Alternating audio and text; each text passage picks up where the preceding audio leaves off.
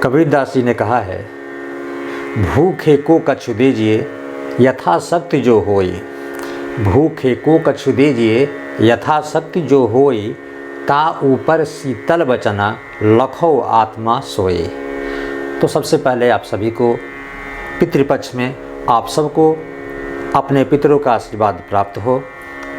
आज के वीडियो में हम उसी से संबंधित पितृपक्ष से संबंधित पितृपक्ष, श्राद्ध क्या है, तर्पण क्या है, सूतक काल, कुतक काल, दोनों में अंतर क्या है, इस पर हम अपनी राय देंगे। तो सबसे पहले स्वागत है सभी का कृष्णा की तरफ से APS Aryabhatta public school Krishna Guru ji के चैनल में। तो सबसे पहले जो प्रश्न आता है कि ये पितृपक्ष, तो पितृपक्ष यानी आश्विन महीने में, आश्विन महीने की जो शुरुआत होती है कृष्ण पक्ष से, तो कृष्ण पक्ष यानी पितृपक्ष, कृष्ण पक्ष यानी पितृपक्ष। और कृष्ण पक्ष के समाप्ति के बाद जब शुक्ल पक्ष का आगमन होता है तो फिर मातृपक्ष यानी शुक्ल पक्ष की शुरुआत होते ही एकम से सब लोग जो है नवरात्रि की पूजा में लग जाता है, यानी मातृशक्ति की आराधना में लग जाता है, तो यानी मातृपक्ष हो गया। तो इस तरह से पितृपक्ष में हम अपने पितरों को याद करते हैं,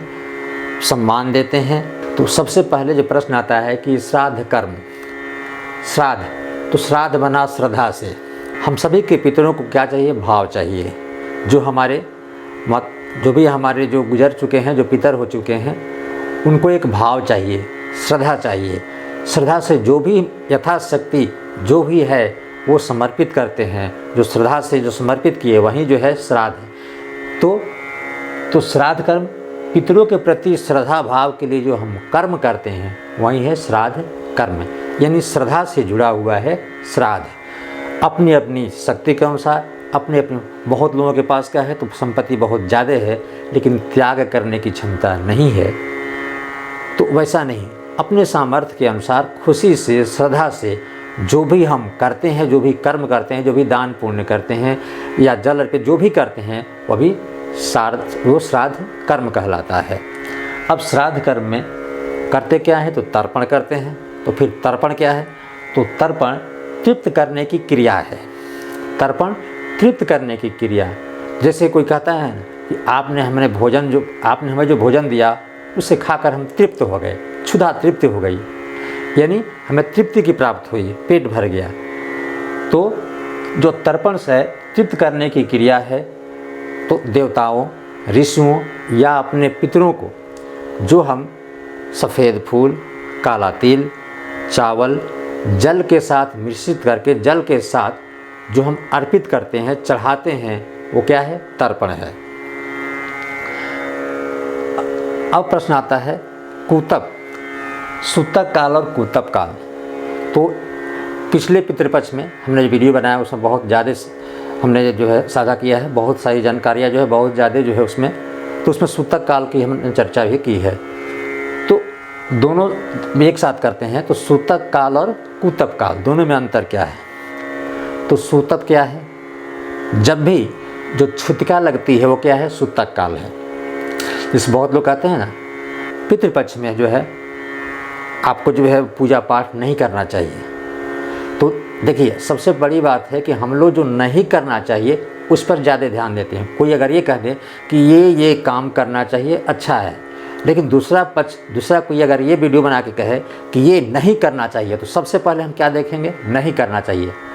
हमारी जो मन जो है वो नकारात्मक की तरफ बहुत ज़्यादा लोगों की चली जाती है। अगर वो जब भी हम देखते हैं कोई कहता है कि ये नहीं करना चाहिए, वैसा नहीं करना चाहिए, सबसे पहले हमारा ध्यान उधर जाता है, लेकिन ऐसा नहीं होना चाहिए। नकारात्मक जब सुनेंगे ना तो थोड़ा सा खिंचाव तो होगा ही, इसलिए जो सकारात्मक है, अच्छी चीज़ें हैं, उसे जानना जरूरी होता है। तो सूतक काल एक बहुत बड़ी विडंबना है कि जब हमारा जन्म होता है तब भी सूतक लग जाता है, छुतिका लगते हैं, और जब हम चले जाते हैं, मरते हैं, यानी जब हमारा जाना होता है तो जाने के समय भी सूतक लगता है। यानी व्यक्ति के, मनुष्य के जन्म के समय सूतक और मृत्यु के समय सूतक। तो इस समय जो सूतक लगता है, छुतिका लगता है, उसी को कहा जाता है सूतक काल। तो उस सूतक काल में पूजा पाठ वर्जित होता है, पितृपक्ष में नहीं। पितृपक्ष तो आपका जो है, जो हम श्रद्धा से जैसे बाल नहीं कटवाना, नाखून नहीं काटना। अब बहुत लोग कहते हैं कि इसमें साबुन, शैम्पू ये सब नहीं लगाना चाहिए। तो मान लीजिए जिसका 15-16 दिन समय है और आज के दौर में, आज के आधुनिक समय में अगर वो साबुन, शैम्पू का प्रयोग न करे तो उसकी अधिकांश कार्य प्रणाली जो है, मन उसका जो है थोड़ा सा अलग हो जाएगा, भाव अलग हो जाएगा, शरीर में कुछ लगेगा, बेचैनी सी हो जाएगी। इसलिए अब साबुन, शैम्पू हाँ कम प्रयोग कर सकते हैं और पूजा पाठ तो नहीं। हाँ, सबसे पहले पितृपक्ष में सबसे पहले हमारे पितृ होते हैं, यानी सबसे पहले हम अपनी जो श्रद्धा है, तर्पण है, वो यानी जल जो भी है, सबसे पहले हम अपने पितरों को समर्पित करते हैं। और उसके बाद जो हम प्रतिदिन की दिनचर्या में करते हैं, पूजा का मतलब जो प्रतिदिन जो हम करते हैं वो पूजा, यानी प्रतिदिन की जो प्रक्रिया है, प्रतिदिन जो हम पूजा करते हैं वो पूजा नहीं रोकी जाती है। तो फिर सूतक काल और कुतप काल। तो सूतक काल जो जन्म के समय और मृत्यु के समय जो छुतका लगता है उसे कहते हैं सूतक काल, जो जितने दिनों का लगता है। और कुतप काल तर्पण का, यानी तर्पण करने के लिए एक खास समय होता है जिसे हम कुतप काल कहते हैं। और उस समय जो है, ऐसा कहा जाता है कि उस समय हम जो तर्पण करते हैं, उस समय जो हम धूप अगर दिखाते हैं वो अक्षय फलदायी होता है। तो उस समय होता है दिन का दोपहर के समय, यानी 11:36 से 12:24 तक, यानी 11:30 से 12:30 तक। ये 11:30 से 12:30 तक जो दोपहर का समय होता है, इसी को कहा जाता है कुतप काल। ऐसा कहा जाता है कि इस कुतप काल के समय अगर हम जो तर्पण करते हैं, जो श्राद्ध कर्म करते हैं, जो भी जो हम दान पुण्य करते हैं, वो अक्षय फलदायी होता है। परंतु इसमें भी प्रश्न आता है कि बहुत अधिकांश लोगों को जैसे ऑफिस होता है या फिर कहीं ना कहीं जाना होता है उनके अपने दिनचर्या के क्रम में, तो वो 11:30 और 12 के बीच में तो संभव है नहीं।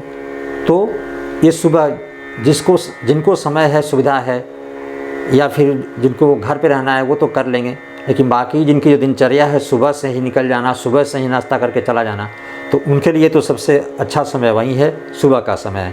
यानी उनकी श्रद्धा उसी समय अच्छी कहेगी, यानी उनकी श्रद्धा, जो भी श्रद्धा है, जो भी तर्पण है, उस समय ही करेंगे, पितर उनके उसी से खुश रहेंगे। क्योंकि कोई पितर, कोई भी किसी का भी जो है पितर जो है ये नहीं चाहता कि हमारी संतानें, हमारे जो बच्चे हैं वो कष्ट में हो, उनका कोई कार्य व्यवधायित हो। हर कोई पितर चाहता है, हर कोई पितर चाहता है कि जब हम जाएं, हम देखें तो हमारे घर के सभी लोग खुश हों, आपस में मिलजुल कर रहते हों, सभी अपने काम में जो क्या हो लगे हुए हों, व्यस्त हों। इससे ही देख कर वो खुश होगा। ऐसा नहीं कि आपस में झगड़ें, तकरार करें, काम छोड़ करके जो उसमें लग जाएं। इससे कोई भी जो अच्छा पितर होगा, यानी कोई भी पितर खुश नहीं होता है। हम सभी को किसी की बात सुननी चाहिए, लेकिन किसकी बात सुननी चाहिए ये भी ध्यान रखना चाहिए। तो वीडियो देखने के लिए धन्यवाद। छोटे हैं तो प्यार और आशीर्वाद।